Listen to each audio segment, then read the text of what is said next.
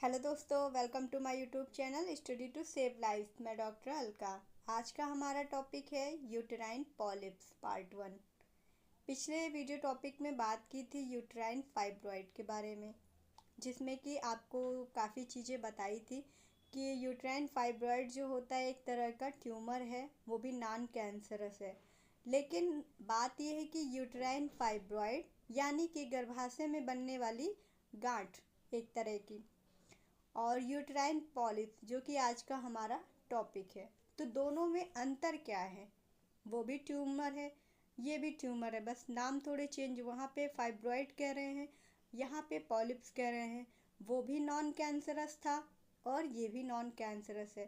तो दोनों में अंतर जो है उस जगह के हिसाब से। जैसे कि फाइब्रॉइड, जब हम उसके बारे में बात किए थे आपसे, तो हमने बताया था कि यूट्राइन फाइब्रॉइड जो है गर्भाशय के अंदर, गर्भाशय की जो लेयर होती है, मसल्स होती है, उसके अंदर भी पाया जा सकता है और गर्भाशय के बाहर भी पाया जा सकता है।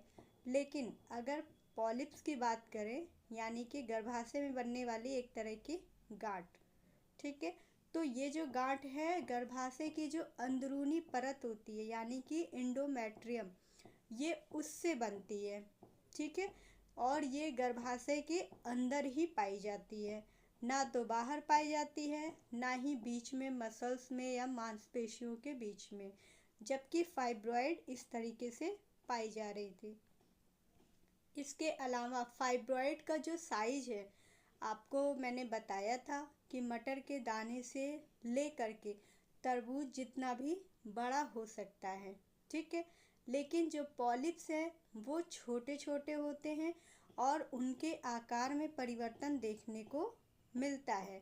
उनका आकार जो है अलग अलग हो सकता है। ठीक है, और अभी तक की स्टडी में जो पाया गया है कि जो फाइब्रॉइड है, सबसे बड़े साइज का जो फाइब्रॉइड देखा गया है, हालांकि वो बहुत पहले की बात है, लगभग 1855 के आसपास एक लेडी में पाया गया था, जिसका कि पोस्टमार्टम के बाद निकाला गया था फाइब्रॉइड। वो लगभग 45 किलो से भी ज़्यादा का था। तो इतने बड़े बड़े फाइब्रॉइड भी हो सकते हैं, लेकिन पॉलिप्स जो है वो छोटा होता है साइज में।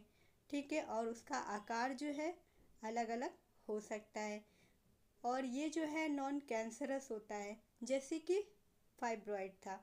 हाँ, किसी किसी केस में कैंसरस हो सकता है, लेकिन ये बहुत ही रेयर है, दुर्लभ है कि कैंसरस हो। बाकी इसके आगे की जानकारी आपको अगले पार्ट में मिलेगी।